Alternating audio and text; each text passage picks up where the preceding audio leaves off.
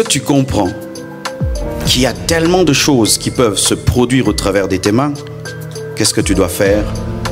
Tu dois veiller sur la pureté de tes mains. Quand tu vas dans un hôpital, tu vois que tout est désinfecté. Les couteaux désinfectés, tout désinfecté. Dernièrement, je suis allé visiter une dame à l'hôpital. On m'a même demandé que mes chaussures puissent porter encore des plastiques. Donc je suis entré là-bas vraiment comme un médecin. J'ai dit, mais prenez-moi une photo, je vais envoyer à ma femme. Vraiment, j'avais l'air vraiment du gars des Corona là qui traite le Corona. Donc même mes cheveux ne devaient pas tomber. Il fallait porter même quelque chose parce que tout devait être désinfecté. Et tous les ustensiles sont désinfectés. Pourquoi? Parce qu'il suffit d'un petit microbe pour infecter le malade. Quand tu comprends que par tes mains, tu peux guérir les malades. Par tes mains, tu peux faire des miracles. Par tes mains, tu peux communiquer les dons du Saint-Esprit. Tu dois sanctifier tes mains. Mais malheureusement, aujourd'hui, les hommes modernes et les chrétiens pêchent beaucoup avec leurs mains. Tu sais, quand tu bats ta femme avec tes mains, tu perds la puissance. Tu sais, quand tu te masturbes avec ta main, tu perds la puissance. Tu sais, quand tu caresses une femme qui n'est pas ta femme, tu perds la puissance. Tu sais, quand tu voles l'argent, tu perds la puissance. Oui, vous devez savoir ça. Excusez-moi, moi je dis les choses telles qu'elles sont. Parce que quand on pêche vraiment clairement. Et il faut prêcher clairement. Les gens pêchent vraiment, mais quand on prêche, il faut des codes. Pourquoi? Quand tu le fais, non? Si tu veux être utilisé dans la puissance, tes mains doivent être pures. C'est pourquoi la Bible dit élever des mains pures. Les mains doivent être pures. Tu dois veiller sur tes mains. Ne vole jamais. Ne brutalise jamais. Ne touche jamais un homme ou une femme avec impureté. Des fois, les gens me trouvent un peu trop coincé. Des fois, ça m'arrive, je salue les femmes de loi. Ça m'arrive, c'est marrant. Il faut être, des fois, quand je prie beaucoup, quand j'arrive, c'est pas que je veux pas. Donc, tu entres tellement. Sœur, que Dieu te bénisse. Alléluia. Parce que si tu veux la puissance, tu dois aimer la sainteté. Le péché, c'est un trou dans la cuve de la puissance. Quand tu vois, tu pries et il y a des miracles. Respecte tes mains. Ne fais pas n'importe quoi avec tes mains. Je vois des gens qui sont puissamment utilisés par Dieu, mais qui flirtent avec des femmes. Tu es en train de perdre la puissance. Que dit la Bible? Écoutez ce que Job dit dans Job 17, verset 9. Le juste, néanmoins, demeure ferme dans sa voie. Écoutez, celui qui a les mains pures se fortifie de plus en plus. Celui qui a des mains pures devient de plus en plus puissant. Et celui qui a des mains impures devient de plus en plus faible. Des fois tu dis, Seigneur, où est parti le don? Il t'a quitté par le péché. Ne touche rien avec impureté. Ne prends rien avec impureté. Ne fais rien avec impureté. Que tes mains deviennent les mains de Jésus. Que tes mains deviennent les mains de Jésus. Que tes mains deviennent les mains de Jésus. Et lorsque tu sais que tu n'as pas bien utilisé tes mains, ne touche pas les enfants de Dieu. Ne touche pas les enfants de Dieu. Même si ils savent que Dieu t'utilise, ne les touche pas. Ne les touche pas. Respecte le peuple de Dieu. Alléluia. Il y a une fille que je connais et j'aime beaucoup parler d'elle ces derniers temps. Dieu l'utilise dans la prophétie. Sa bouche. Elle peut te regarder comme ça et te donne ton nom, ton adresse, les problèmes que tu as. Elle a fait un vœu avec Dieu pour sa bouche. Aucun homme ne l'embrassera sans l'avoir épousée. Je viens de bénir son mariage. Elle a gardé le don de Dieu dans la sainteté, dans la pureté. Si un médecin garde bien ses scalpels et ses couteaux, comment tu peux faire de tes mains n'importe quoi? Toi qui veux que Dieu t'utilise. Quand tu élèves tes mains, qu'est-ce qui est dans tes mains? Des fois Dieu voit le sang. Un médecin qui fait avorter, qui est chrétien. Comment tu auras la puissance? Tu tues avec tes mains. Et tu dis j'ai fait avorter. Non, dis j'ai tué des bébés. Pourquoi vous ne dites pas tuer les bébés? David voulait bâtir le temple de Dieu. Dieu lui a dit, tu ne bâtiras pas. Pourquoi? Tes mains sont pleines de sang. C'était le sang de qui? Le sang de Uri. il avait fait tuer son serviteur pour avoir sa femme. Et Dieu a dit, tu ne peux pas, tu ne peux pas aimer la sainteté, aimer la pureté. Les gens aiment la puissance mais n'aiment pas la sainteté. Ils aiment la puissance, ils n'aiment pas la consécration. Ils aiment la puissance, ils n'aiment pas la discipline. Prive-toi des choses pour être utilisé par Dieu. Prive-toi. Un homme puissant et discipliné. Discipliné. Un jour, on me raconte l'histoire de Billy Graham. Une grande femme, ministre de son pays, voulait le rencontrer. Et il a dit, je ne rencontre jamais une femme, nous deux, dans un endroit. Alors si tu veux qu'on parle, tu vas louer un hôtel, un restaurant. Nous allons causer, mais mets tes gardes autour de nous. Ce n'est pas que c'est un péché de causer cela avec une femme, mais dans sa discipline, il y a ça. Et il est mort dans la sainteté. On n'a jamais entendu même une petite histoire sur Billy Graham. La discipline. Job dit qu'il avait fait un vœu avec ses yeux, qu'il ne regardera pas une vierge avec convoitise. Il a même interdit à ses yeux de regarder avec convoitise. Mais toi, Dieu t'utilise dans des visions. Mais tu regardes quoi? Qu'est-ce que tu regardes?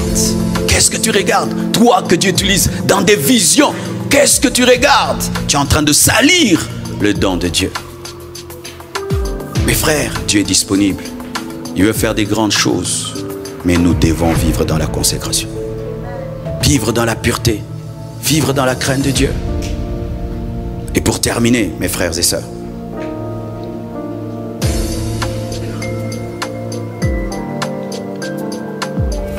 lorsque tu entends un tel message, tu dois croire.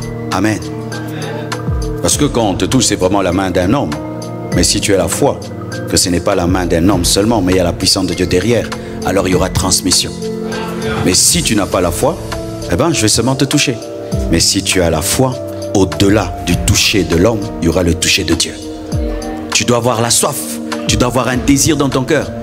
Tu sais, quand tu pries pour quelqu'un, mais il ne désire rien, il n'y a rien. Mais si au fond de toi, tu avais une prière aussi, alléluia, tu avais aussi une prière au fond de toi, quand l'homme de Dieu te touche, quelque chose aussi t'arrive. Il faut que tu aies un soupir au-dedans de toi. Mais si tu es là, tu n'as pas donné ta vie à Jésus, tu n'as pas besoin d'imposition des mains. Tu as besoin de donner ton cœur à Dieu. Si tu es là, Dieu pour toi est une histoire. Tu n'as aucune relation avec Dieu. Tu n'es pas chrétien, tu n'es pas enfant de Dieu. Tu étais seulement invité et par respect tu es venu. Toi, il ne te faut pas l'imposition des mains. Il te faut Jésus. Il te faut Christ dans ta vie. Et tu peux l'inviter. Et il peut devenir ton Seigneur et ton Sauveur aujourd'hui. Et il peut transformer ta vie. Demande-lui pardon pour tes péchés. Répands-toi de ta mauvaise vie. Lorsque les hommes qui sont accourus à la porte de la chambre haute, après la Pentecôte, ont dit à Pierre, « Oh homme, que ferons-nous » Il voulait aussi le baptême du Saint-Esprit. Il voulait aussi parler en langue. Il voulait aussi le feu. Il a dit quoi? Répentez-vous d'abord. Répentez-vous d'abord. Tu veux la puissance de Dieu, tu dois d'abord te repentir. Tu veux les œuvres de Dieu, tu dois d'abord te repentir. La priorité de Dieu, ce n'est pas t'utiliser, mais te sauver. La priorité de Dieu, ce n'est pas que tu sois serviteur de Dieu. La priorité de Dieu, c'est que tu puisses aller au ciel. La priorité de Dieu, ce n'est pas que tu puisses faire des miracles. La priorité de Dieu, c'est de transformer ta vie. Il nous a d'abord transformés, ensuite il a commencé à nous utiliser. Il nous a d'abord changé, ensuite il a commencé à nous utiliser. La priorité de Dieu pour toi, c'est ton salut. Tout d'abord, les guérisons, tout ça, ce n'est pas la priorité pour toi. Mais une fois que tu as donné ta vie à Jésus et tu as le Saint-Esprit, alors Dieu maintenant veut commencer par passer par toi pour toucher d'autres personnes, bénir d'autres personnes, afin que tu deviennes une source de bénédiction. Mais d'abord toi-même, tu dois être sauvé. La Bible dit, en ce jour-là, plusieurs diront, nous avons fait des miracles en ton nom. Nous avons prophétisé en ton nom. Je leur dirai, je ne vous ai jamais connu. Parce que ce qui est prioritaire pour Dieu, ce n'est pas prophétiser, ce n'est pas faire des miracles, mais c'est de marcher d'abord avec Dieu. Ensuite les miracles, ensuite les prodiges. Parce que tu peux faire toutes ces choses, mais Dieu ne te connaît pas. Alléluia. Je suis moi-même le fruit de tout ce que je viens de prêcher. Un jour, mes frères et sœurs, mon pasteur a organisé une école du ministère. Il nous a formés pendant 2 ans, non 4 ans, 2 ans d'école de disciples, 2 ans d'école du ministère. Et à la fin, il a dit, je vais vous imposer les mains. Allez jeûner. Il est aussi allé jeûner. Je suis venu à l'église, j'avais 21 ans. Simple comme bonjour. Je suis venu à l'église. Il nous a imposé les mains. Mes frères, la puissance de Dieu est tombée sur moi. Je suis rentré totalement changé jusqu'aujourd'hui. Je suis, moi, le produit d'une imposition des mains. L'onction qui était sur le pasteur est venue sur moi. Et j'ai commencé à faire les choses qu'il faisait.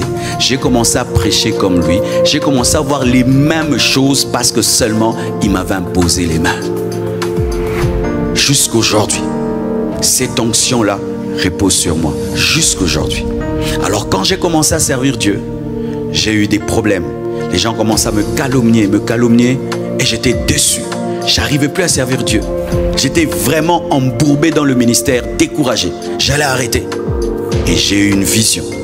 J'ai vu un homme de Dieu qui était un Américain, qui était venu et qui avait prié pour moi et qui m'avait désembourbé.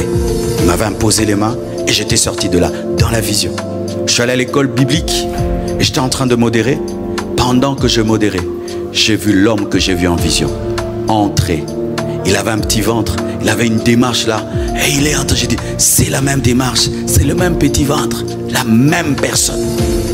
Alors, dans la vision, j'avais vu qu'il m'avait imposé les mains et mon ministère avait redémarré.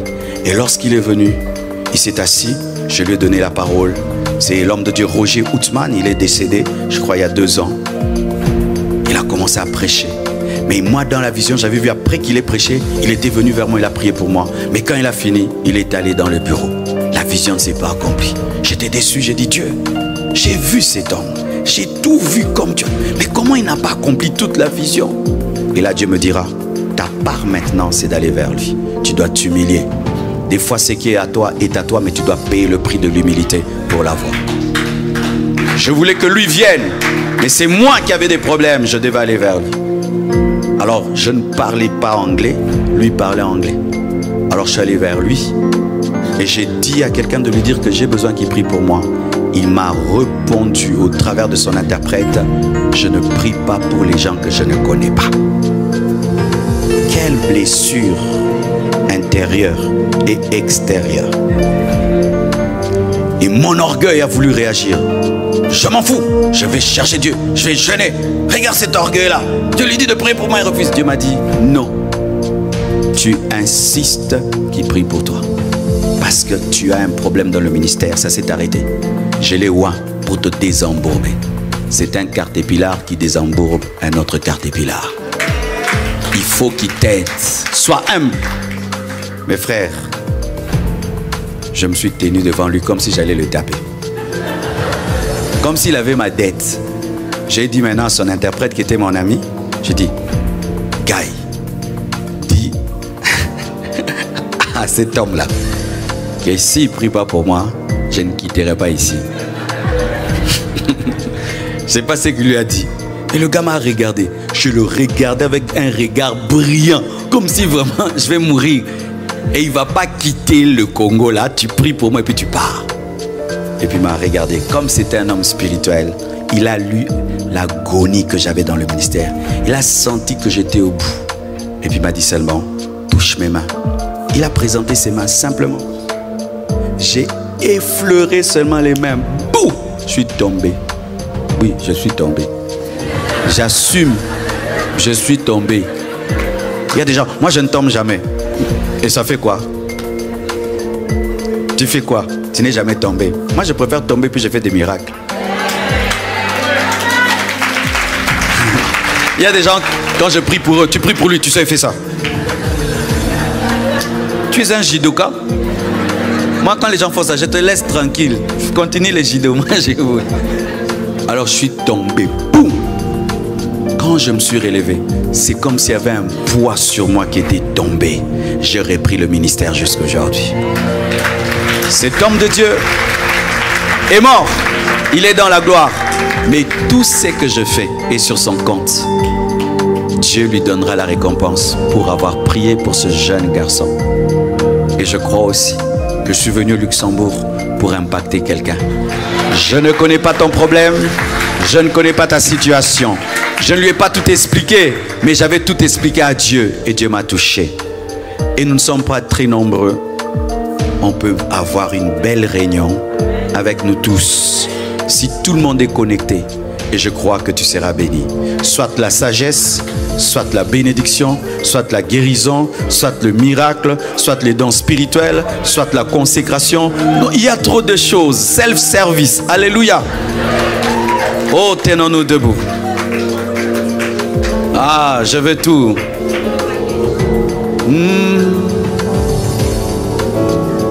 Alléluia. Alléluia.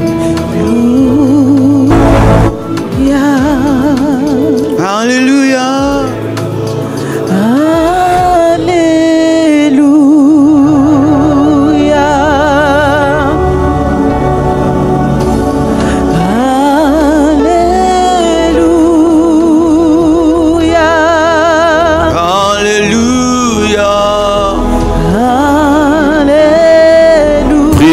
À présent pour le réveil.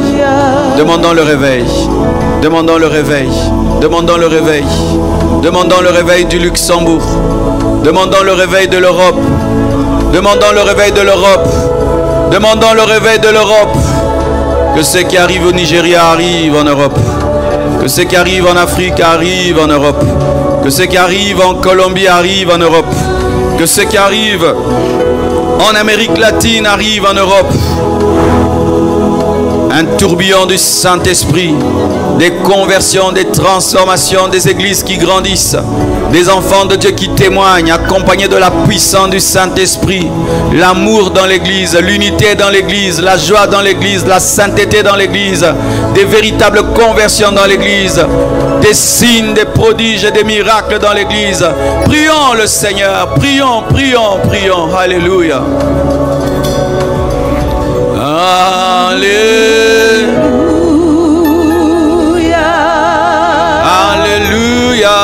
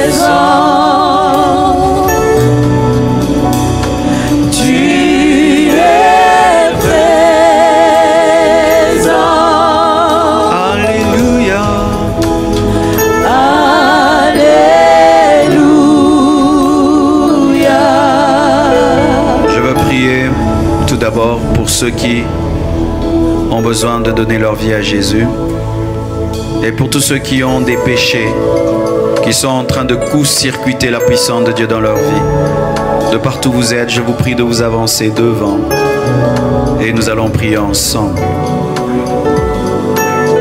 Avant de verser de l'huile, il faut préparer le vase. Tu veux donner ta vie à Jésus, approche-toi, et même vous qui êtes au niveau de l'autre salle, allez vers la télévision. Et vous qui êtes ici en bas, tu veux donner ta vie à Jésus-Christ, approche.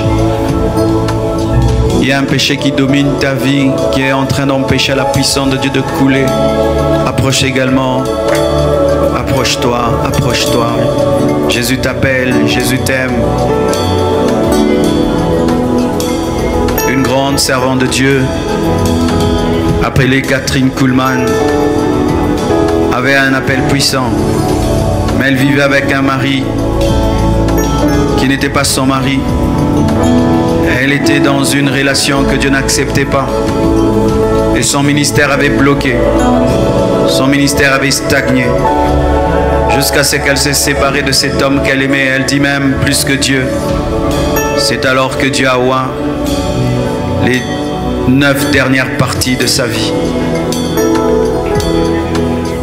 Dieu veut faire des grandes choses dans ta vie, mais tu dois te repentir.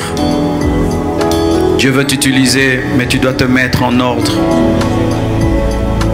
Il y a tellement de choses que Dieu veut te communiquer, mais tu dois t'humilier devant sa parole. Le péché demeure le péché, même si les hommes comprennent le mal demeure le mal. Mais écoute aussi, c'est que Dieu, lorsqu'il t'interpelle au sujet d'un péché, ce n'est pas qu'il veut te condamner, il veut t'aider. Il n'est pas un médecin qui révèle la maladie sans avoir le remède. Il a le remède à ce péché qui te domine. Il a un remède à ta vie qui est vide. Il a un remède à ta vie sans bonheur et sans joie. Il a un remède à ta vie qui n'a pas de paix. Il a un remède à ta dépression. Il est ici parmi nous. Je sens sa présence et je sens son amour. Il est prêt à déverser tellement de choses ce soir. Il nous demande de nous mettre en ordre. Même toi qui ne t'es pas présenté devant, il y a quelque chose dans ta vie qui chasse la puissance de Dieu, qui t'empêche d'être utilisé par Dieu. Répands-toi, renonce à ce mal. Vous savez, Samson a été puissamment utilisé par Dieu, mais c'était un profane et il a mal fini. Dalila a crevé ses yeux, Dalila a coupé ses cheveux, parce que dedans de lui, il y avait une maladie. Répands-toi avant qu'il ne soit trop tard. Repens-toi avant que le diable te vole ton onction, te vole la grâce, des miracles et tout ce que Dieu a déposé en toi. Nous allons nous agenouiller en signe d'humilité devant le Seigneur.